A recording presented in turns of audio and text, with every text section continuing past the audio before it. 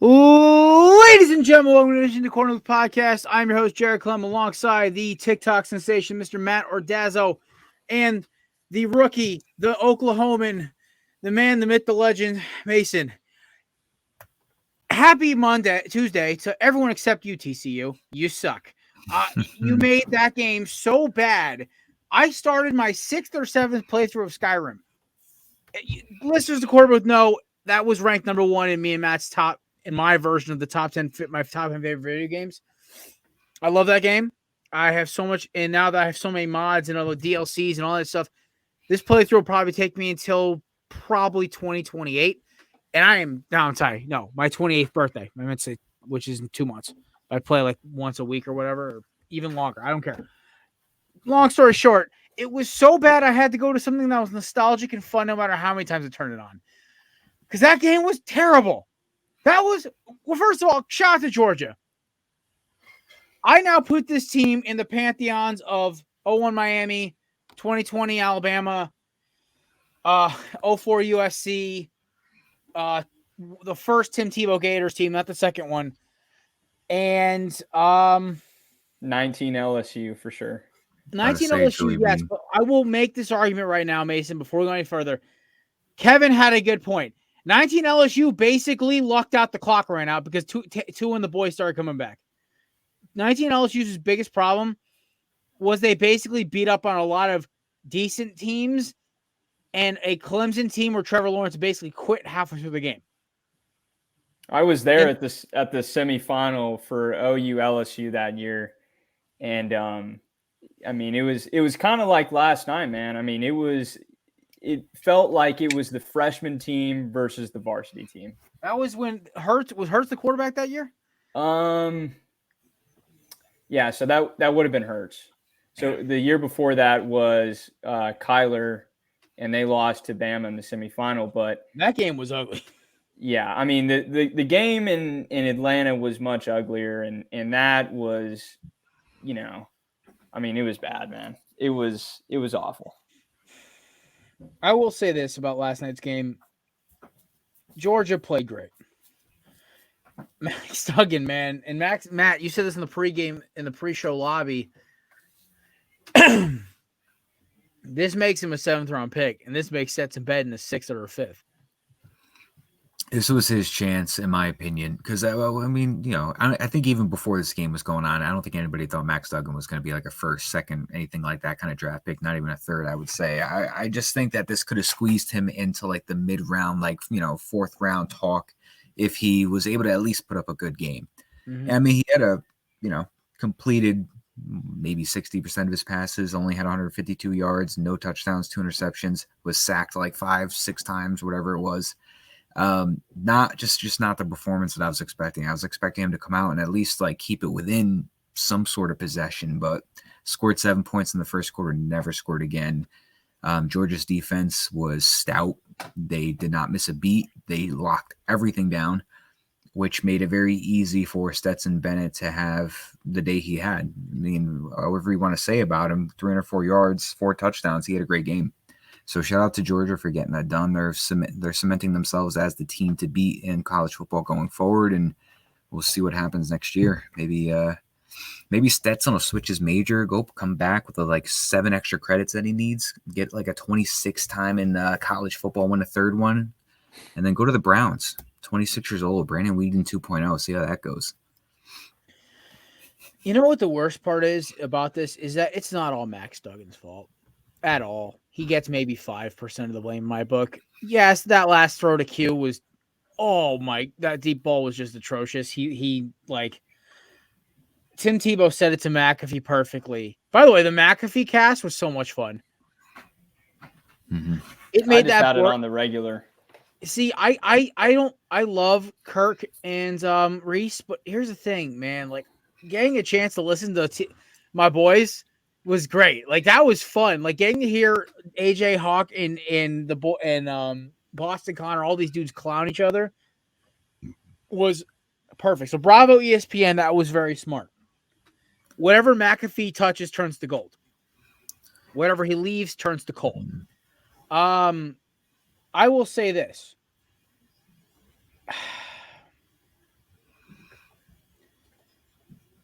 I'm looking at this game, and a buddy of mine said this perfectly to me at work this morning. He goes, dude, from the jump, they looked fidgety. They went offsides in the first play. They looked like they were freaking the hell out. They were not ready. And Coach Dykes, I'm putting a lot of this on him, man. I swear. I think this team thought they were going to, like Michigan took TCU lightly. Michigan said, oh, we're going to kick their ass. We're going to roll over them. And TCU got a couple of lucky pick sixes because J.J. McCarthy is trash. Or to quote the great Shady, he ass. He ass. Different quarterback, same overrated program, right? Either way, I look at this game with Georgia, and all I watched was a team that was ready to rock and roll, who took their opening opponent lightly, but by the stroke of God, won. And to all you OSU fans who thought y'all were going to play in the championship game, no. TCU would have ran y'all off the field too. Y'all got lucky as hell again. Y'all got lucky as hell and caught a sleeping Georgia team for almost 4 quarters. OSU played good, but OSU would be outscored. Their defense was not good in that game. Georgia's defense was the star last night. Their offense was great because TCU's defense looked overmatched because of the size. OSU doesn't have a bunch of hogs on offense. It's not like they were going to they beat Georgia because Georgia was sleeping. If you tell me OSU, let's say OSU makes that kick, it's a close game, but TCU wins. That's my honest to God prediction. Like I would honestly like $1 million on the line kind of thing. I would say the same thing. I would say it would come down to a last second score, but I think Max Duggan and the boys pull it out because they have a more explosive team. Not offense per se, because CJ Stroud and Marvin Harrison Jr. are disgusting. But what I'm saying is also if Miller plays that game, maybe they get a little bit of a running game, but I don't know. That's all hindsight. My biggest thing is Georgia's defense and that offensive line deserves every bit of the credit, man. They get this. Stetson Bennett, congratulations. You look like that episode of New Girl where Nick Miller is playing against a bunch of 5-year-olds in touch football. Congratulations. Like Stetson Bennett, it looked too easy. But then again, when you're playing with the Monstars, man, it doesn't really matter. So that's all I got in this game, man. TCU will be back. Their new quarterback is supposedly even better than Duggan. I think Duggan is basically a more athletic Davis Mills, which for a team is a great backup. I think everything will work out okay. Georgia, congrats on back-to-backs. Well, if you ask the Jets, a much better Davis Mills is a starter. So it depends on the team when you want to get perspective. Mason, I don't know what you felt if you said you were watching the regular one. I did not like the drone viewing. I want your opinion. Yeah, I'm not a fan of that. They've started to kind of, I guess, implement that in NFL and college with the prime time. Even CBS will do it. Fox will do it. All the networks run it. I'm with you. I'm not a fan. Yeah, I liked in the beginning. I liked it because I didn't know at the first time that it was going to be the whole show was going to be that drone. But at first I'm like, oh, this is kind of cool. I'm getting angles from behind in the pocket, like what the quarterback's looking at. I'm like, oh, that guy's open. That was a good throw. And when I'm like, oh, I like the different angles. But then all of a sudden 10, 15 minutes goes by and this thing's zoning out. And I'm like, oh shit, I'm 50 feet in the air. Then it comes right back in and then it moves around. And I'm like, oh, okay, I don't like this anymore. That's when I texted Jared and he was like, yeah, I'm on the other one. I was like, oh, I need to switch over. It just, I don't know. It felt like I was dizzy the entire time. I just could not get one clear cut view of this thing. Yeah. I honestly, you know what? I love the multicast. I love that it went all out. I just wish it was a better game because it probably would have made every broadcast so much better. But you know what? Here's the thing. We wanted TCU. We wanted TCU to be in there. And the biggest thing about this is that, I'm sorry, I didn't give a fuck if it was going to be Ohio State and Georgia. I would watch to see Georgia kick Ohio State's head in, and I'd go to sleep. Michigan would have gotten run out the building. Okay, because Michigan is not that was the best the team was. I don't know, man. I have a lot of thoughts on the Michigan TCU game. I kind of alluded to it last week, but now with the result from last night, I think it kind of paints a clearer picture. Look, I think when you zoom out and you look at that game, Michigan did every single thing that they possibly could have done to give TCU the ball game, and they still almost won the game. They turned the ball over 3 times. McCarthy had 2 pick sixes. A fumble on the 1-yard line. They have a red zone trip at the beginning of the game that results in 0 points, and they almost won the game. So, look, not to say that TCU's bad, but I definitely think that when you compare Georgia and Michigan and Ohio State, and then you look at TCU and you compare that team to the other 3, strictly on a perspective from talent, there is a massive, massive, massive gap. And I saw a tweet last night from one of the Sooner guys that I follow. And he basically sort of said, someone was saying, I guess the original tweet was, this result shouldn't be surprising to anyone. And this was at halftime when it was, like 38-7 or something. And if you follow recruiting, if you followed each of these teams' sort of classes for the past 5 years, for example, this result really isn't surprising. I bet Georgia hasn't had a class outside of the top 5 in the past 5 years, and I would be surprised if TCU has had a class above 20 in any of those last 5 years. So I feel like it would have taken a miracle for TCU to sort of compete with Georgia simply because the talent gap is so wide. And there's only so much you can do when there's that big of a gap. So to me, it was fun seeing TCU make this run. It always is. Who doesn't like an underdog, right? But at the end of the day, sometimes the question mark and the ask is too big. And in this case, that was simply sort of the deal. I mean, the talent was just the talent gap was way too big. It's like asking the worst NFL team to play the best college team, right? The gap is so wide that, the college team couldn't compete with the NFL team. It was just disappointing. And it was kind of like a reality check almost. Right. But, it sucked. But, speaking of reality checks, man, like, happy Black Monday, everybody, from yesterday. We snap back into it. A couple quick headlines and we'll open up to the boys. First off, Cliff Kingsbury out. So is Steve Keim, the GM as well for Arizona. No surprise, Lovie Smith is out as well. Just no surprises there. We have a lot of NFL team futures and headlines, but like one MLB headline I wanted to run off, and we'll start going down the list. Carlos Correa, back with the Twins. He was a Padre, then he's a Giant, then he was a Met. Now he's back to the Twins. I love it because I'll never have to play him, and it makes me happy. And last but not least, DeAndre Hopkins is reportedly going to get moved this offseason. So we'll open up to the fellas. Gentlemen, how are we feeling right now? Like, what are we thinking when it comes to all these headlines? I'll start off first with a Black Monday and everything going on. Kingsbury and Keim out in Arizona. Hopkins on the way out as well. We surprised? Not surprised? What's the good word here? No. I'm surprised about the GM, I guess. I know he stepped away. I think it was like medical purposes or something like that. He so I'm not, because he did something wrong in Mexico and it was a mistaken identity case. Yeah.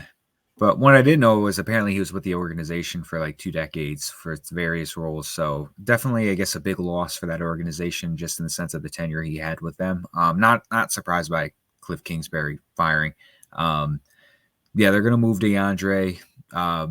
Maybe they'll get like a running back in a second rounder for him or something. And Kyler Murray is going to get probably just going to just throw a tantrum and just want to be out of Arizona, because who's he going to throw to? Marquise Brown, Robbie Anderson, and AJ Green. That's a beautiful trio right there. One guy that throws a fit if you don't give him the ball, Robbie Anderson. One guy that can't catch the ball. And then you got AJ Green, who's probably like 36. I don't know. Well outdated, to say the least. Yeah. Then you got I think my biggest surprise is that Ron Rivera is not on this list.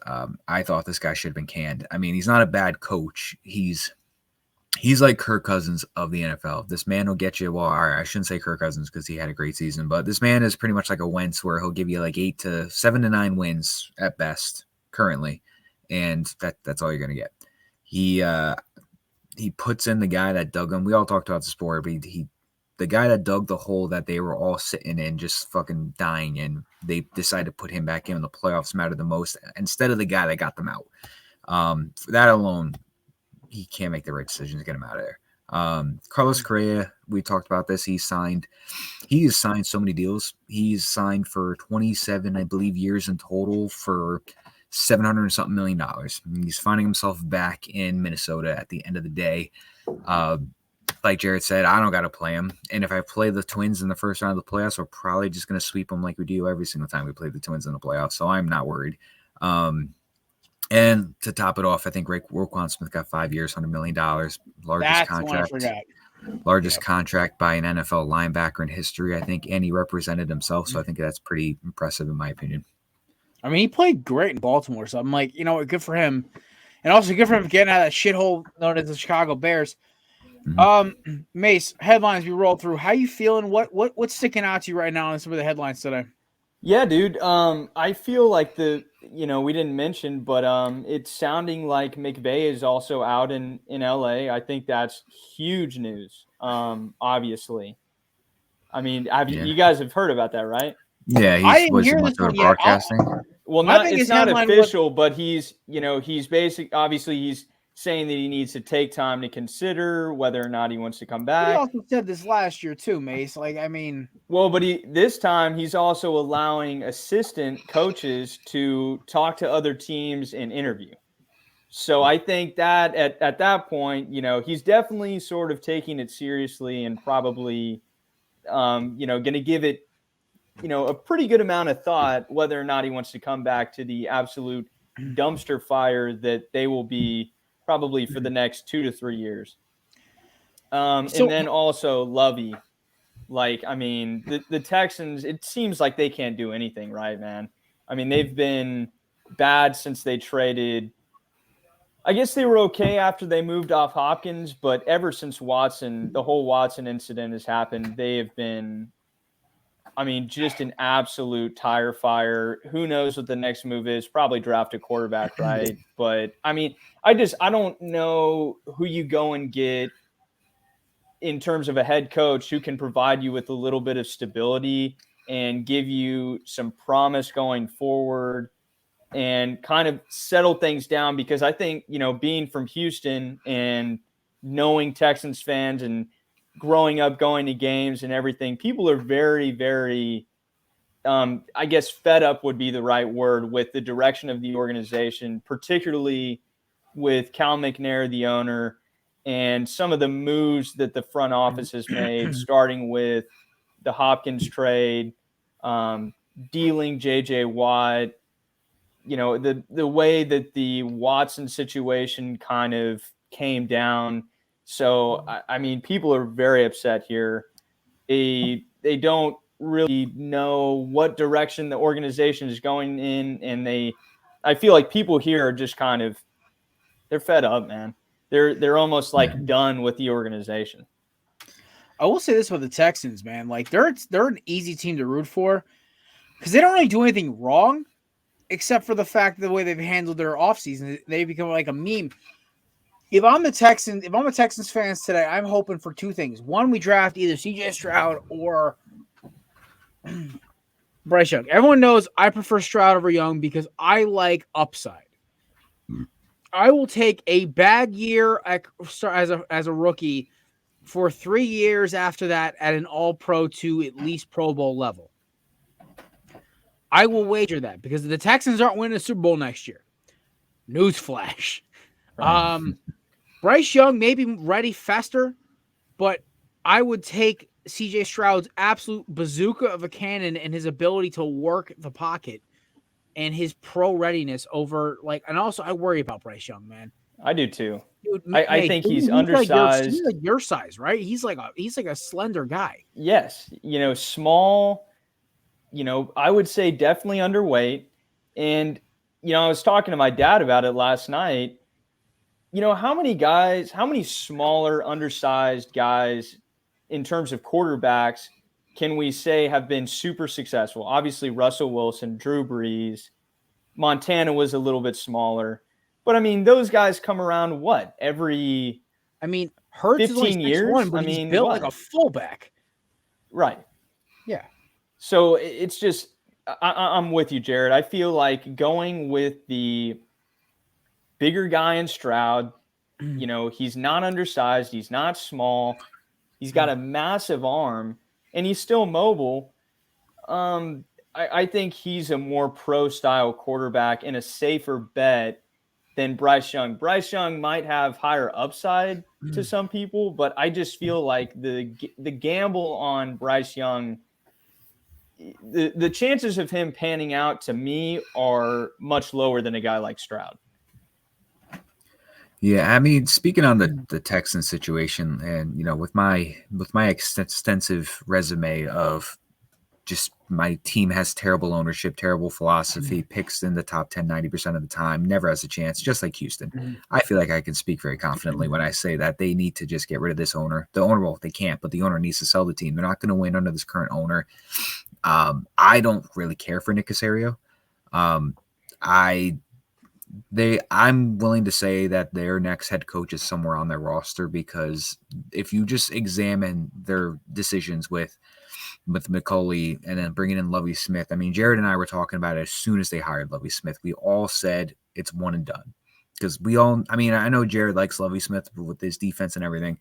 I like his defense too. I think he's going to be a great, coordinator, but we all know that Lovie Smith is not going to turn the Texans around. So both one and done guys. We all think they're grooming somebody to move into the role. I don't know if that's going to be the right decision or not. Probably not. They have a lot to fix. The good thing is that the matter that they lost out on the first overall pick, they're still going to get whatever quarterback they want, because the Bears would be insane not to roll with Justin Fields after he showed them, hey, look, I'm pretty good at this position, and this is what I have to work with. If you give me weapons, we're looking at like 8 wins. I think next year the Bears could make a Lions-type jump, but not to jump track too much. The Texans will get whoever they want at quarterback. They'll ruin whoever they want at quarterback, probably. But listen, they get Bryce Young, they get CJ Stroud. Right now they got Brandon Cooks, and Brandon Cooks wants out, obviously, and the only way to make him happy is to go get him whatever the fuck quarterback he wants. If you pair, CJ Stroud or Bryce Young up with Cooks, if he's still there, with hopefully John Mechie, if he comes back healthy, hopefully he can come back next year and play. Go out and get a receiver. You're not going to get Hopkins. Hopkins isn't going to come back to you. You can go call the Jets for Corey Davis. Go get somebody off the free agency. Go draft some guys. Build an offense around this guy. You have promise in Dameon Pierce. You have a serviceable guy in Brevin Jordan, but I still think you should obviously get another tight end. Offensive line's not horrendous. Defense is plays scrappy. Just, put some pieces together. Give the fans like a 6-7 win season. Show them some hope. But they got to turn it around. And every year they tell me they're just satisfied with picking top 5. So I have my theory on how the quarterbacks will go in this draft so far. If the Bears don't trade back and they end up taking Anderson or Jalen Carter, either way, let's just say they do. The Texans will take most likely Bryce Young, because they're stupid. They don't realize that CJ Stroud will be the better fit for them, but it's okay. It's fine. They'll go get a tackle with their second draft pick or a receiver, and that'll be it. Maybe Jackson Smith and Jigma. Maybe they go get Jordan Addison. Yeah, or Addison. One of these guys. Cardinals will probably take whichever. Will probably take either Anderson. Probably take Anderson at 3, because I think Carter will go 1. Colts will take Will Levis. I don't doubt it. At 4? They will take Will Levis for some stupid. Listen, Will Levis might be the most slept on quarterback of the draft. I'm not sure, but they will. Seahawks will probably grab whatever defensive lineman or quarterback that's available. Yeah. Lions will go get a defensive back. I'm thinking the kid with the Spanish last name. I can't remember. I think he's out of Clemson. Martinez or something like that. Whatever. He's the number one defensive back over Ringo. Raiders will get whatever quarterbacks left on the board. Falcons will probably trade back or get a receiver. Panthers will probably take whatever and then you go to Philadelphia. I was like, oh, they're taking Robinson out of Texas. I'm like, anybody else think they might just go get a corner or replace James Bradbury or Slay, whoever retires first? So I don't know. I think the first 3 quarterbacks will go pretty early. There's one more, Anthony Richardson. He's the wild card to me. Oh, never mind. Sorry. I could definitely see Richardson going. So let's say Levis goes 4. Seahawks say, fuck it, we don't want Geno, and they take CJ Stroud. Raiders panic and take Richardson. But if the Seahawks say we want Geno and they go get a lineman or a running back or defensive line something, then you're looking at the Raiders taking Stroud, which I love that, by the way. And then you maybe have Atlanta or Carolina taking Anthony Richardson. I think there's 4 quarterbacks drafted in the top 10 this year. I agree. I think this is a weird year like that. Yeah, I think it's minimum 3, possibly 4. I think Bryce Young goes to Houston. I think we're all in agreement on that. He's all, and the Alabama's close enough to Texas. I think CJ Stroud will then wind up going to Indianapolis.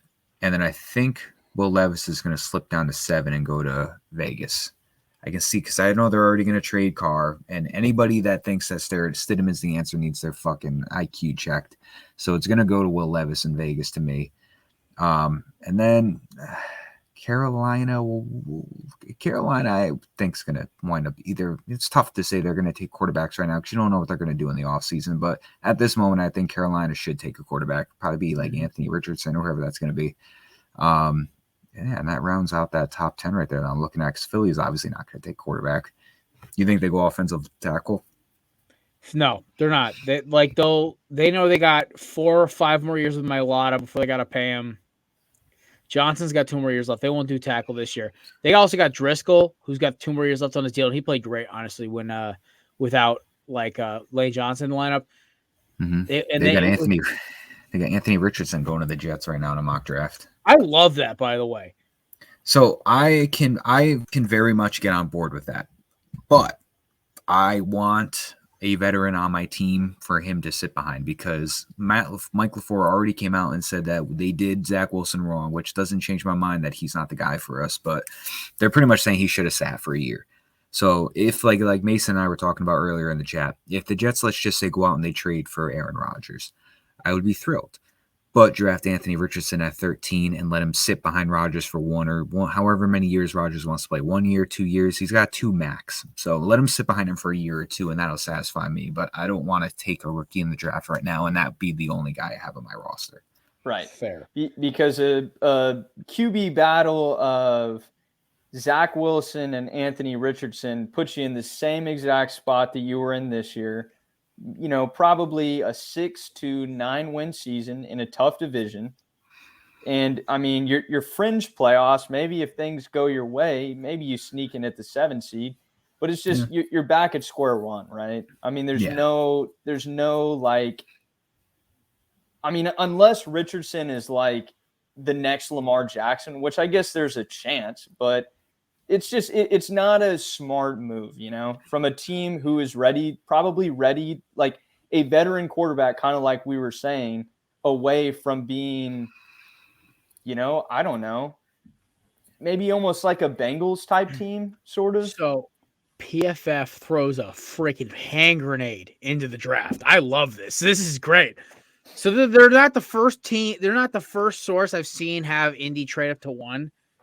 They have Indy trading up to 1 with the Bears. Indy taking Bryce Young. Now, behind that offensive line with that running game. Yeah. Interesting for sure. That's good. I like that. That's in a crummy division. I guess you just got to beat Jacksonville. That's basically it. Because Tennessee's, unless Tennessee gets like Derek Carr or Rodgers or Jimmy, they're not doing shit. Yeah. Mm-hmm. Okay. Right. Exactly. 2, they have Levis going to Houston. I don't hate that because Levis is a big, strong kid with a cannon, and he's an improviser. Not as much as I'd love them to take CJ Stroud, I think everyone's kind of like, I don't know why everyone's hating on Stroud. I never understood the hate. I'm going to watch more tape because now Matt, you guys are both new to this, but draft season for us, gentlemen, kicks off March 1st. When we come back off vacation, we start doing draft specials. I'm going to try to get some guests on, and then we got to do our draft pregame show. We pregame the draft show for our own Dan Mater, I will be on. Matt and Mason, if you guys want to get on, I'll make sure you guys get on for spots.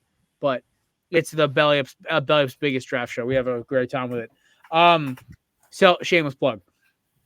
They have Will Anderson at 3, Jalen Carter 4 to the Bears. Seahawks, they take Miles Murphy. I like that, actually. Lions, they take the kid out of Clemson, Breezy. Love that, too. Vegas, Stroud. Love that. Big, strong kid, big, strong arm who can make multiple reads and extend plays. Josh McDaniels' wet dream. Not afraid to sling it. Tyree Wilson to the Falcons. Love that. They haven't had a pass rusher since John Abraham was in his 40s. AR to the Panthers at 9. Love that. They have the Eagles taking a safety, but I don't think they've actually looked at the Eagles roster. Epps had a great season, so did Stroud. I think they take Ringo there. They've got Titans taking Paris Johnson, Houston taking Quentin Johnson out of TCU. Love that. Big physical kid to catch the ball from Will Levis. Think it's perfect. Jets taking a tackle, the kid at Northwestern. Patriots taking the kid of Illinois, the cornerback. Packers taking Michael Meyer, the tight end at Notre Dame. Commanders taking Gonzalez from Oregon. Steelers taking the cornerback Cam Smith from South Carolina. Bijan Robinson going to the Lions. I don't get that. What, are they going to collect them at this point? Yeah. I don't know. They have Keely Ringo dropping to the 20th pick to the Seahawks. Wow.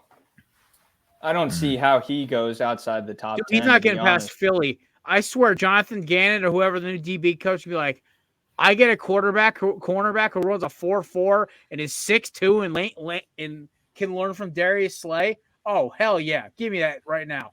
Right. I mean, I feel like he's the type of player where it's like when you get into that 8 to 12 range, yeah, if he falls that far, teams are basically going to be like, forget whoever we thought we were going to pick. We're just going best available. Yeah.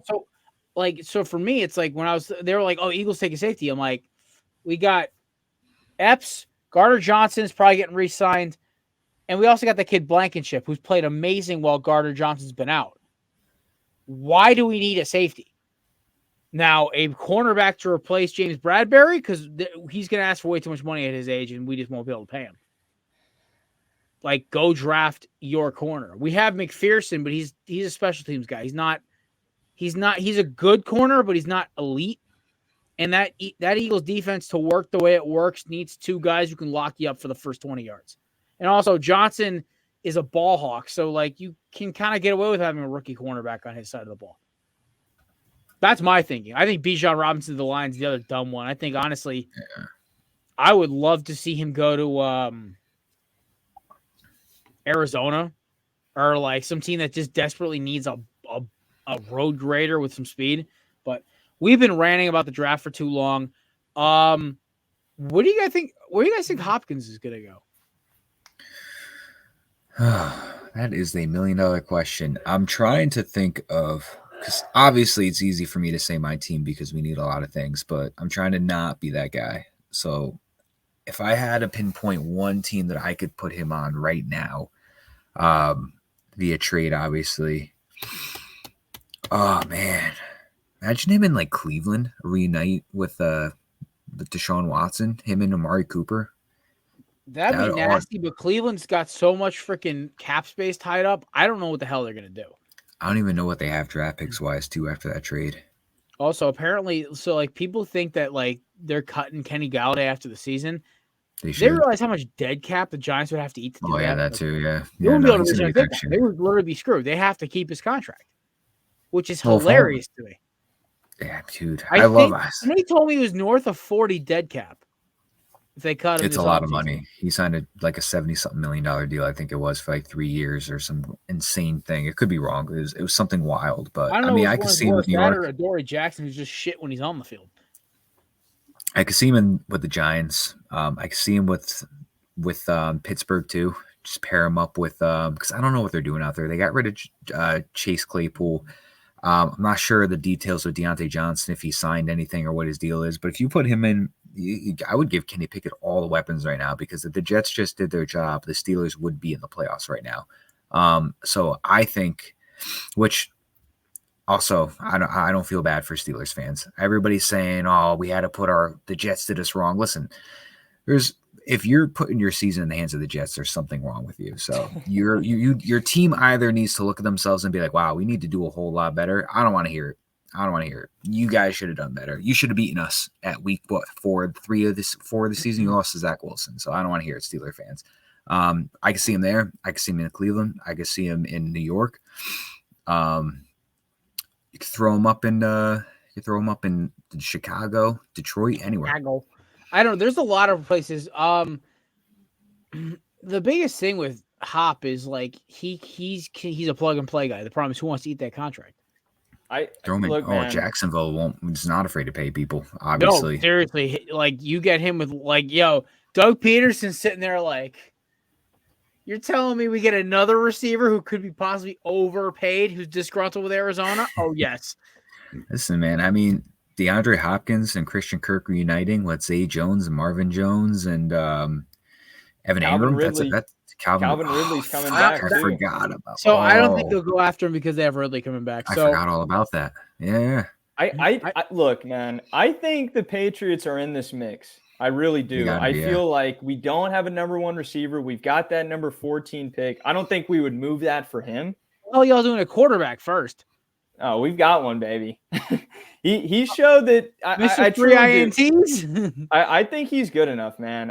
When your best receiver is Jacoby Myers, man, you're going to be limited. And I feel like now that they're going to have to compete with Miami and Buffalo for the foreseeable future, you got to go make a move. Whether that's open disrespect right there. He didn't even mention your Jets. What? Well, I mean. Yeah, I mean, look, the Jets have draft capital, that's for sure. And what's the cap situation like, Matt? I think they're like 15th right now with the in cap space. I mean, I saw something where if they cut Carl Lawson, who had a good season but not a great season, if they cut Corey Davis, who's always hurt, and they get rid of Jordan Whitehead, who's up and down, that'll put him in the $60 million cap space range, which will be phenomenal. They would if they cut those 3 guys, is what I'm saying. But right now, as they stand, I believe they're like 15th. I think maybe that's less likely if they go out and get a guy like Rodgers, because if you go get Rodgers, then that probably eliminates the Hopkins possibility. Yeah. I think it's or Jimmy G or someone, whoever. We've talked so much about the NFL, and we haven't even mentioned how we got here. A weird, strange, but fun Week 18. The second inaugural, the second run of the Week 18 schedule, which I'll say this off the rip, semi-anticlimactic, still fun. We're going to start it off on Saturday afternoon. We're rocking with the first game of the evening. This game was over so fast, I actually went to the supermarket and picked up food for dinner. Here we go, Chiefs Raiders. The Chiefs ran a trick play where they did the ring around the rosy. Okay, and then when it got called for a penalty, they went and scored anyway. Raiders, just stop. And sorry, Jarrett Stidham's not the answer. The Chiefs don't have an elite defense, and y'all got your head kicked in. Yeah. Raiders, you now know what it's like to go through the Mike White experience, where you have one great game and you think this is the guy for your future. This is the answer to your prayers. And then you have that next week game. And then you're like, oh, okay, back to reality. Raiders are going to, I don't think they need to, but they're going to get rid of Derek Carr, and then they're going to be drafting another quarterback in this coming draft. So that's going to be the Raiders situation. There you go. Mace. Yeah, dude. I mean, this game was, a Chiefs domination. Pretty bad. Like watch. I guess it makes sense why they put this on Saturday because they probably felt like people weren't going to tune in anyway. At least for the second half, I guess, and went pretty much as scripted. So yeah, average I wish game. they put them better on. Honestly, like they could have put like Saturday football's fun, man. And I was like, oh, cool, it's football on. Me and my buddies got off the gun range. We literally looked down. We're like, oh, that's the score. Yeah. Oh, let's go grab food. But I'll go this. Next up, we have Titans and Jags. Who calls a check down to end your season? But hey, Rayshawn Jenkins, throw the U up, baby. You made two of the biggest plays in Jacksonville history this season. Gotta show respect, Jags division champs. Gotta love it. Dougie P, what up? Yeah, I don't think really anybody, unless you were a Titans fan, had any thought that they were going to beat the Jaguars with Josh Dobbs. I don't care how well or not well Josh Dobbs played against the Cowboys. They weren't going to win that game. And they had the, was it McNath? McMath was starting at one point, right? Who actually looked decent. Some quarterback that wasn't Josh Dobbs started off the game and actually looked pretty decent. And then Josh Dobbs came in, so I assumed he got hurt. But I think it just pretty much just as expected. Jags won the game. Mace. Yeah, I feel like the Jags probably should have played this a little bit better. It seemed like in the first half, maybe the moment felt a little bit too big for them. And then they went into halftime. Peterson kind of settled them down, and then they kind of woke up because I feel like the Titans definitely looked like the better team in the first half. But, nonetheless, they pulled the game out. Like, dude, the Titans got to go figure out the quarterback situation before they want to gotta fire their fucking training staff. Like, Jesus. Yeah. This is like the third year in a row. Mike Vrabel's had to play musical chairs with their starting lineup. Yeah, just go trade for a veteran guy like Jimmy G or try to go get Rodgers or someone, man, because this division is for the taking, kind of like we talked about with the Colts. I mean, all these teams are just kind of average. So, I feel like they're one veteran quarterback away from being a legitimate contender. They could use one more receiver also, but that's a whole other ballgame. For sure. All right, Bucks, Falcons. I will say this. Hey, Falcons, don't draft another quarterback. Desmond Ridder wasn't terrible. 19 for 30, 2 touchdowns, 225 through the air. Like, listen, not bad. I know it's against backups, but, there's some promise there. Give the kid a swing. It's not his fault he had to sit behind Marcus Mopey Mariota. And another, you have no Kyle Pitts. You have no Calvin Ridley. What are they going to do to succeed? I mean, they've got, besides Drake London, they got Oladipo or Oladipus, whatever his name is. I don't know how to say it. They also overachieved like hell. Yeah, it's one of those. I know it's not. What is it? Algier. No. The receiver. I know who you're talking about, Matt. I can't say his name either, but I know who you're. It is. It's Ola something. And Algier. But other than that, is it give him another year, give him some weapons. They should never traded Calvin Ridley. I didn't even watch this game, to be honest with you, because I just saw the quarterbacks going up against each other, and I decided that grocery shopping was more important. Fair. Mace. Yeah, I didn't watch the game either, Matt. Surprised that the Buccaneers started the starters. I would have figured, given the kind of, they've already qualified for the playoffs. The roster's a little bit on the older side. Just sit the starters. I guess they threw them in there so they'd be a little bit sharp, coming into the playoff game on Monday. But, this kind of, I guess, didn't go as expected. But, when you're playing the Bucks third stringers, second stringers, you're probably going to beat them. So it's Olamide Zaccheaus. Right. Zaccheaus. Right. Oof, that was a lot. Mace, man, you use it on the money. You're going over a lot today. I'll do better. All right. My man's has been chopping the bit to drop some sports takes. I love it. It's just we're trying to keep a time constraint for you guys. All right. Bills, Patriots. If anybody besides New England fans rooted for New England this week, you're a horrible human being and you're probably going to get audited on your taxes. Here we go. Also, Naheem Hines is fast as all God hell. That boy can move.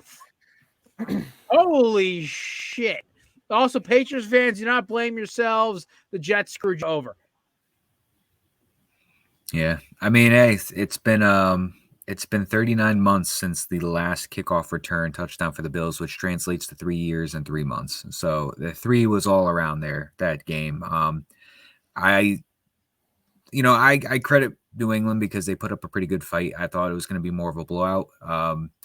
Bills came back as I expected, and like I said, I don't know. I loved all the hate. Everybody like, oh, the Jets didn't do their job. Like I said, you need a reality check if you're putting your season in the hands of us. Well, it's the same reason when the Giants fans gave the Eagles fans shit for just calling it on that game against Washington. They're like, Yes. we don't care, and also we can screw the Giants over. Why not? A person that can remain anonymous that's not very far from me is still upset about that. Yeah, it's okay. That person who remain anonymous should feel good because the Eagles were banned from Sunday Night Football for a year because of that. It was like an unofficial ban, but everyone in the NFL knew like the Eagles would not get a single Sunday Night Football game the entire season because of that, which I thought was hysterical. Doug Peterson did something that like coaches should never do and tanked the game intentionally. All right. Well, even if the Jets beat Miami, it wouldn't matter for New England because the Steelers would have already gotten in. True, because the Browns screwed me. It doesn't matter because TCU fucked me anyway, but the Browns screwed me. All right. Won't be the first time somebody said that. Mace? Very disappointing ending to the season. This is just stereotypical NFL script writing to an absolute T. 2, I guess, kickoff returns for touchdowns, 96 yards, 101 yards. You know, what are the odds, man? What are the odds that both of those happen? One on the first play of the game, and then the other for 101 yards. So a very disappointing ending to the season for the Patriots. Looking back, this game shouldn't have had the implications that it did. The sort of the Raiders game, I think is what everyone needs to be looking at. You win that game, this game means nothing. You're already in the playoffs. If you win that game, and we're here talking about the Patriots first round playoff game. That's all. Very disappointing ending to the season. A lot of question marks entering the offseason. I really hope that the front office and the team can figure those out and make the right moves to put us in position to compete next year. There you go. All righty. Next up, Vikings, Bears. Do you guys have actually any thoughts on this, or can we just skip it? No, is it Nathan Peterman? I'm good. This is a Nathan Peterman Bowl. Listen, I just won the Nathan Peterman Trophy in my fantasy football league, which is what we call our winner. Instead of the Shiva, we call it the Nathan Peterman Trophy. I won it. It's the only trophy Nathan Peterman will ever even get. Any thoughts on that, Mace, before we move on? Congrats to the Bears on winning the Toilet Bowl and getting the first overall pick. Congrats. I have an idea. I'm thinking, like, let's just say, I think the Bears should trade the number 1 overall pick for a boatload of picks with the team that's got multiple for the next couple of years. Try and get a top 5 one next year and just go get Marvin Harrison Jr. Granted that he declares, I think he will as a junior, but I'm just saying, I think the Bears should just think about that because he is special. Put him with Darnell Mooney, and if they still have Chase Claypool next year. Yeah. Very, very logical take, Matt. They drafting a first round level receiver would go a very long way, I think, for Justin Fields and just the Bears in general, and would lead Chicago Bears fans to believe that the front office is trying to do something other than lose and set their team up to fail. Pretty much. I actually set the timer up because I was like, these guys actually going to talk about the game right now. All right, Bengals Ravens. The only thing I have to say about this damn game was I loved that coin flip celebration.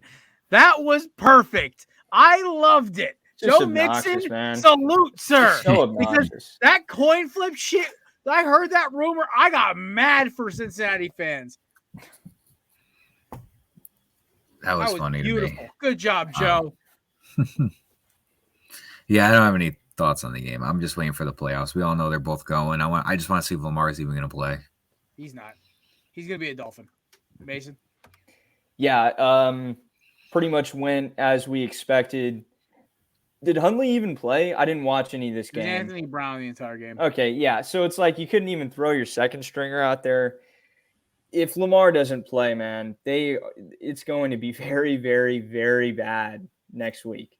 And that could be it for Lamar in Baltimore. So we'll just have to see if he practices this week and whether or not he plays. Somehow the Ravens won like 10 games, and I still don't know how 11 games. I don't know how it happened. It's the coach.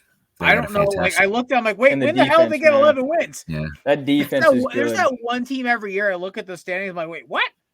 Well, it is. It must be that have rookie, to play in the NFC South. So they got cupcake games like the Bucks, the Saints, the Falcons. I think they dropped a game. Did they lose? They beat the Panthers. Also the Jaguars. They were blowing them out, and I think they got smacked. Okay, that's the game I'm thinking of. Yeah, they sold that game. It could be because they got that rookie phenom quarterback from Oregon, right? I'm joking on that one. Like he's almost got as much interceptions as Dak Prescott. Speaking of just blowing it, Indianapolis Colts. What happened? Oh God! Holy shit, dude! Way to drop the ball, kids. I think Jeff literally intentionally threw that game. That last throw to Jordan Atkins was beautiful, though. But Houston really doesn't matter because they were going to get their guy anyway, unless some team trades ahead of them to get their quarterback. They better hope Chicago takes that pick now. But I don't know. I mean, if I'm like I said, sorry, I didn't mean to cut you off. You're good. No, just listen, leave it to Houston just to have a fun end of the season. Because remember, they were in 7 or 8 games this year. We're like, wait, how are they competing right now? I love Houston, man. They're fun. They took the Chiefs to the overtime. Dude, they play hard. Everyone forgets they've only lost a couple games via blowout. Most of them were close. Yeah, I mean, not much on the game really. I mean, Houston loves to win garbage time games at the end of the season like this, so I'm not really surprised. The only issue is, like I said, they got to worry about it. Is Chicago? Could Chicago trade back with the Colts or the Raiders or whoever has some multiple picks in this next year's draft and could swoop and take the guy that they want? But they got Young and Stroud. Somebody's going to go 2 to them, and I don't think they're really going to mind which one it is. And then I don't know. I feel bad for our friend DJ out there because apparently the Colts are strongly considering bringing Jeff Saturday back. What the fuck? I got a tweet from NFL Rumors and I think others saying the Colts are seriously considering bringing Saturday back as a coach, as the coach, not a coach on the staff. Irsay is washed, man. He is washed. Reggie Wayne would do better with this. I mean, he's got the experience because he was coaching at least this season with them, but I don't know. I think you've got to have Brian Flores should be on everybody's fucking radar right now. For anybody that looking for a coach that isn't Peyton or Harbaugh, you should go and have Flores on your radar. Yeah, this game was funny, man. Sam Ehlinger, 209, 2 TDs. He did have 2 picks. Completed 23 of 35. He sucks. He's always sucked. He stuck to UT. And, I guess congrats to the Texans on finishing on a high note. That's cool. So, reportedly, the leader in the clubhouse to get the Colts job is not Jeff Saturday. It's Ben Johnson, the offensive coordinator from the Lions. Which I think would be, I think that would be a pretty good rookie. Great offense this year. Yeah. That Detroit offense was humming. Yeah, he deserves a lot of credit. Yeah, we got to stop talking about this bottom feeder bowl. Start getting into the actual real games that actually somewhat mattered. Jets Dolphins, that one just screwed over New England. That doesn't really matter. Matt, any final thoughts on your Jets season? Listen, we didn't screw the New England over. They weren't going to make it anyways because the Steelers won. We technically screwed over the Steelers, which I'm here for the hate. I don't give a shit. Steelers fans, maybe you should have beat us. Maybe you should have beat us week 4, and maybe Zach Wilson should not have beaten you guys and led that, game-winning drive. Maybe you should have handled business that you didn't handle earlier in the season. And like I said, nobody should be putting their season in the hands of the Jets. Not even myself, who's a Jets fan, wants my season in the hands of my own team. So do better, Steelers. Like, I don't want to hear it. Connecticut and smack you right now. Well, like I said, I mean, it didn't really matter with New England because, like, even if we beat Miami, since the Steelers beat the Browns, it wouldn't have mattered. Yeah, I'm just talking to the Steelers hate because I just think it's funny. Oh my God. My favorite part about this is the fact that the Dolphins are going to get railroaded in the first round. They are going to get absolutely truck sticked like Josh Norman to Derrick Henry bad. Yeah, if Tua doesn't play, man, it's going to be a similar situation. Players are going to get smoked. It's going to be 31 degrees and the Bills are ripping right now. I mean, hey, Mark dude. Hamlin's home, man. He might be at the game. They're screwed. Maybe you're right. Maybe you're wrong. I mean, hey, man, they played them tight on, was that a couple days before Christmas, whatever week that was, you know, they looked all right. And, you know, they beat them the first time. I guess that was multiple months ago, but that was also I didn't management. What the fucks? That wasn't really much on the Dolphins' part. Anyway, yeah, I didn't watch this game. You know, field goals and safeties. I don't think I missed much. And who started here? Skylar Thompson. And did Mike White get the start, Matt? No, it was Joey Flacco, bro. Yeah, dude, I am glad I did not tune in. Okay, yeah, field goals and safeties. Great. I hope every single Jets NFL. fan. I hope every single fan out there that told me like you guys should have just been playing Flacco this entire time, you would have been in the playoffs. I hope they stub their toe and they fucking take their toenail off or something because Exhibit A, we put up 6 points. We put up 6 points against a Miami team that we put 40 up against last time they had the same quarterback playing. So, and freaking Tyreek Hill didn't even play. So barely, pretty much. Anyways. Eagles, Giants. I've got 30 words on this. The Eagles are playing so conservative. Might as well have been wearing nuns hats. Also, AJ Brown, congrats on breaking the franchise record for receiving yards. Everyone's shitting on the Eagles. They're now the 5th ranked team, according to Vegas and the NFL Power Rankings. Okay, not my business. Y'all say what you're gonna say. See you in a little bit. It's okay. We're gonna relax this week. Get healthy. The disrespect, even though they won the game by the margin that they won with Jalen Hurts coming back probably like 90% healthy, maybe less. So I don't really have much on healthy. I could even tell. He was like 85%. And that deep ball to AJ, he was overthrowing balls a little because I think he was compensating. I think I think he was honestly like 85% healthy, but if they put Gardner out one more time, I think AJ Brown was going to beat his head in with a helmet. Jalen Hurts literally just looked at Sirianni and said, listen, let me do my thing. We'll get the 1 seed. I'll take a week off and I'll be fine. We have literally a top 10 kicker. Just get him within 50 and Elliott's going to bang it. We're good. Yeah. So not much on the game. Just a quick set of stats I want to throw out at you. 2021, Daniel Jones completed 64% of his passes for 2,400 yards, 10 touchdowns, 7 interceptions. He played and started in 11 games, so I'm pretty sure that means he missed 5 or 6 games that season. This year, played in the 16 games. I don't know if he missed one or not, but no, he sat this week. That's what it is. So 16 games, 67.2% completion percentage, 3,200 yards, 15 touchdowns, 5 interceptions. Is there really that big of a difference between last year's and this year's stats? I mean, passing yards wise, he had 800 more. He had 5 more touchdowns, 2 less interceptions.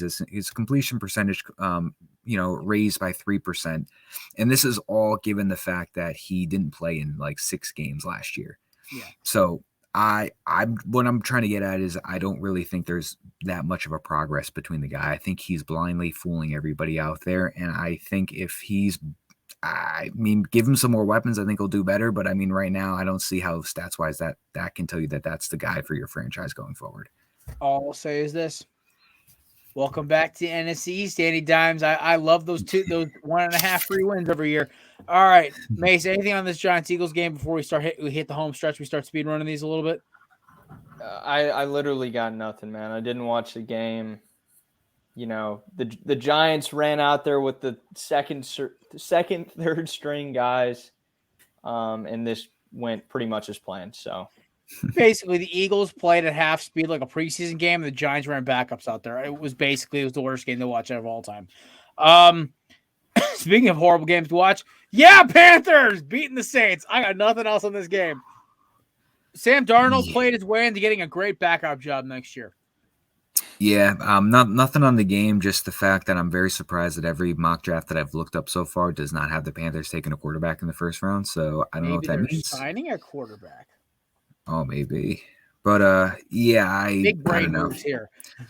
Kind of surprised they're not giving Steve Wilkes a look, at least as an interview for the coach. I thought he did a pretty fine job considering what he was dealing with, but I don't know if they're going to go down that route as well, but they definitely need a quarterback. I mean, what did he have? 6 wins? 5 wins with them? Something like that. Something like that, 4 to 5. Yeah, like I think he went 500 as their head coach. Like, honestly, he already did better. Listen, if I'm like the Texans and I'm like, shit, we're like striking out all of our interview guys, or hell, listen, at least to get him a defensive coordinator job, we'll take him up in Philly when Jonathan Gannon gets the Houston job. So hell yeah. I'll take Steve Wilkes. That Carolina defense was lights out. Yeah. Brown Steelers. The NFL football gods are shitting on Cleveland in a brownie sort of way. This was karma, Cleveland. You signed Deshaun Watson to a deal that breaks the bank and resets the QB market to a place it should never go. Listen, I am all for fully guaranteed contracts, or at least contracts that are guaranteed to an extent. But what they paid him was asinine. That's insane. Because quarterbacks actually are deserving of that money, like the Mahomeses, the Hurtses of the world, the Josh Allens. They're not going to get paid that much, and they know it because they know the teams can afford it. So you get everything you deserve, Cleveland. Jimmy Haslam is going to run you guys into the turf. Also, how you guys left over Baker Mayfield was just horrible. So, ha. Yeah. Congrats, I think Mike Tomlin. No more losing seasons.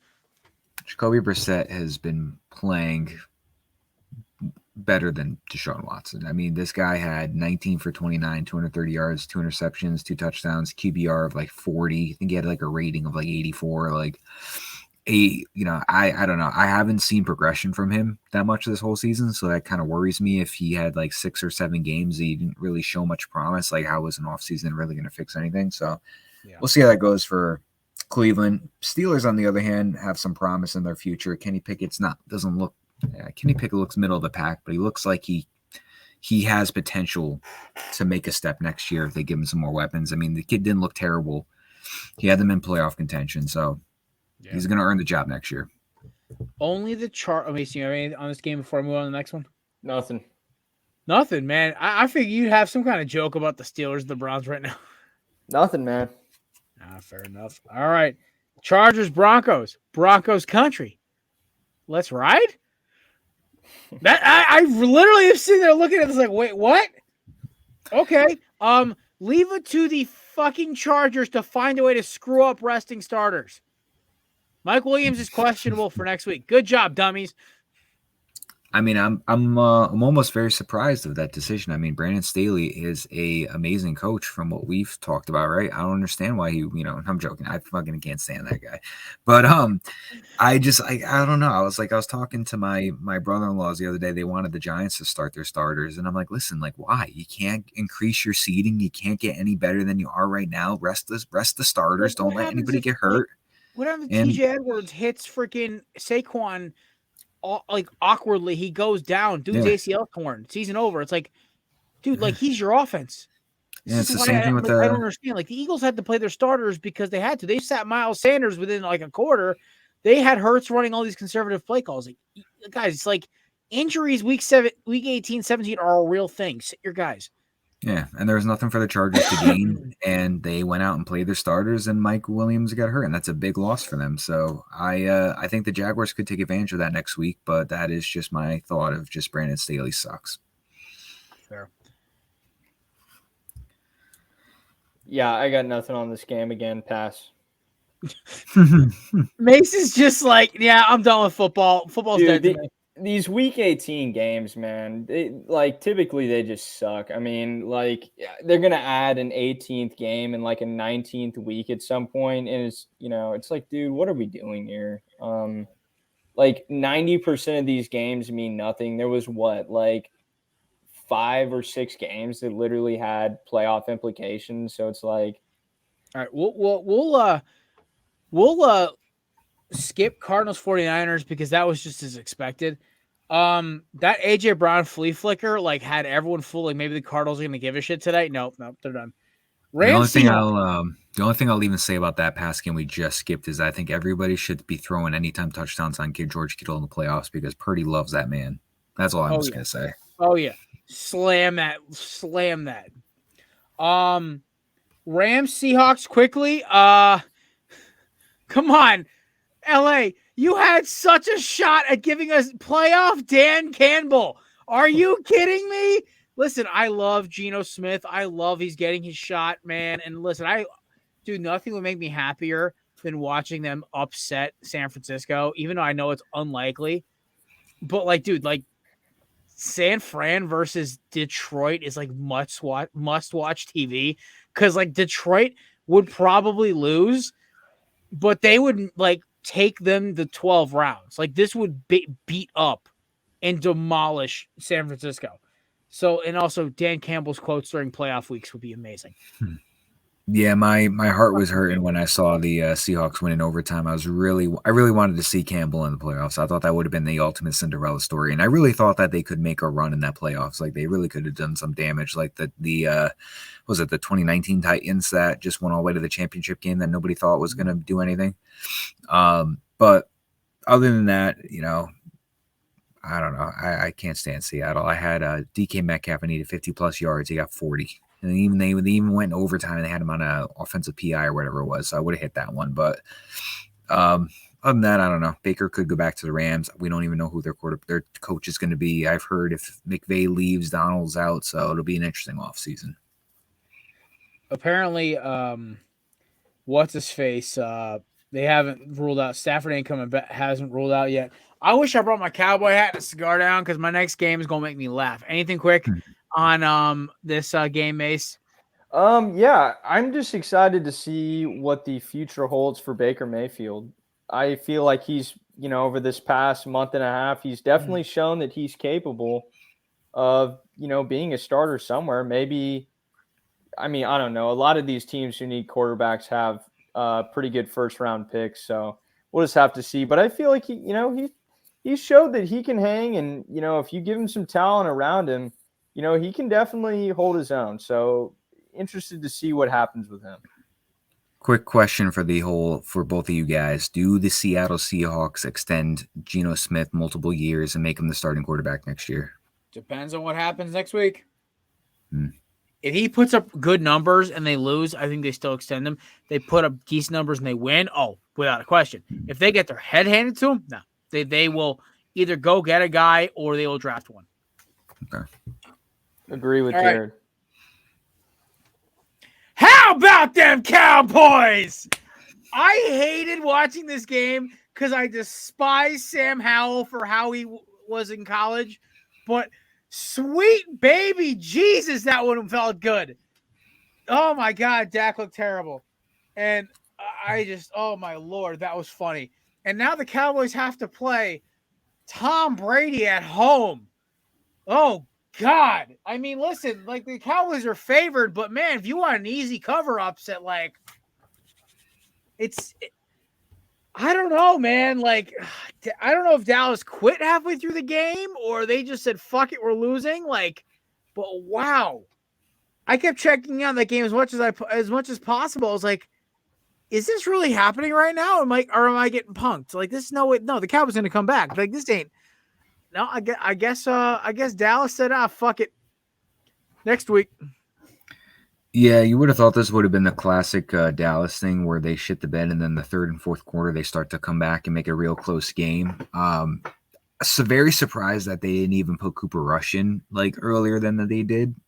But if Dak just threw one touchdown, just threw like one more touchdown or whatever it was, I probably would have won my fantasy championship, but I lost by 5 points. Commanders, Sam Howell didn't look serviceable. He looked good, but to me, didn't show me enough to build around him next year. If I'm Washington, I'm still going out and getting somebody just to be safe. But yeah, not much on this game. Dallas is you can't put up 6 points against Washington and then go into the next week confident against the Bucs defense. I'm interested to see what's going to happen. I'm Monday night next week's going to be hilarious or weird or boring. I'm not sure. I'm very excited for the playoffs, especially since my fiance's team's in, so we could probably get like a playoff party going for probably at one of our family's houses. But I'm very excited for this playoff series. All right, Mace, you got anything on the Cowboys? Typical, man. So typical Cowboys. Like, what do you expect? What do you expect? I hope you have learned and embraced it, Cowboys fans, because this is what your team is capable of. So, yeah, I'm definitely looking forward to Monday. I hope that the Bucs, I hope they show them. So next Monday, I will be tuned in, as will all of us. Oh, I will be enjoying this. We'll also, by the way, we'll be here doing the pregame show for it, so look out for that. All right, last but not least, the game we all loved and waited for. Ding dong, Rodgers' playoff hopes are dead. Listen, I got to give a lot of credit to Dan Campbell, man. Dude gave it his all, even when they were eliminated. They have a winning record. Let's give a golf clap up for Dan Campbell, boys. I think he's earned it. Hey, Shane, clap for Dan Campbell, you unholy bastard. Yeah, listen, I'm very happy to see the Lions finish the way that they did. The way that they played the last half of the season, if they just played like that the entire year, they could have been a 12-5 team. Yeah, 12-5. Like, we're talking about them like possibly snaking the last seed from the Eagles. Like, given Minnesota a run for the division, could have been like 5th seed instead of 8th seed. But listen, typical Rodgers, choking away in the games that matter the most. Denied to give his jersey to, I believe it was Jameson Williams. He wanted to hold on to Jamal Williams. Oh, his former teammate. Yeah. So wants to hold on to this one. Don't know if that means he's looking at retirement. Doesn't know if that means that it's his last game as a Packer and he wants his last jersey. Other than that, it does not look like signs are pointing towards him at least being in Green Bay next year. So early speculation, but he will be a Jet or a Titan next year. Yeah, he'll be a Jet, and then when we are 9-7 and we've got to have a win and in situation, then we'll be 9-8 and we'll miss. I love your optimism. We did it with Brett Favre. What's going to be the difference right now? True. Aaron Rodgers does take a little better care of his body than Brett Favre did. That is true. He does take psychedelics. Instead of Miller Lights, he drops back ashwagandha. So, yeah. All right, Mace, send us out of here. I'll keep it short. That fourth quarter sums up Aaron Rodgers' entire career in a nutshell. And there's nothing else you can say about it. That's it. Rodgers sympathizers, you got nothing. There is no bailout here. This is the second time he's done it in 2 seasons. I don't want to hear it, man. I mean, this guy is extremely talented. Might be the most talented quarterback ever. Who knows? That's up for debate. But this guy is a choker. And that is all you can say about him. Arguably the greatest regular season quarterback until you get to the playoffs. Yeah, when there's stuff on the line, man, and you need him to come through, he's like the NFL version of James Harden. Perfect. Fourth quarter, big playoff game, whatever it might be, you need something from him. Look away because he is not coming through for Joshua Tree. Mason with the hard-hitting comparison. I love it. That's a perfect way to end the show. And that's my boy, man. I mean, I love Harden. Being from Houston, love him. But that's just what he is, Well, ladies and gentlemen, 2 things. One, we will announce who won the regular season pickup tournament between me and Matt on Thursday. It's looking like Matt won, but there may be a chance on some miscounts that I actually may pull this out. Either way, the playoffs will decide who gets the jersey because the leading score gives them the lead. But playoff games are worth 2. Playoff upsets are worth 3. This gets real. Also, Mason could win himself maybe a nice $20 Nike gift card if he wins the playoff. So he's now in it.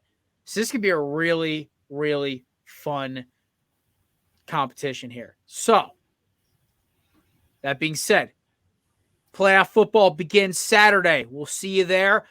This will drop on YouTube in about, I'd say, probably Wednesday morning. Check out our live show, obviously, on Thursday. And check out High Low Sports on tonight, this will air tomorrow. So Wednesday night, 8 p.m., they have a very big college prospect from Liberty coming on. And it should be a fun interview. Kelsey and DJ, of course, friends of the show. So, ladies and gentlemen, enjoy your week. We'll talk Thursday, and deuces.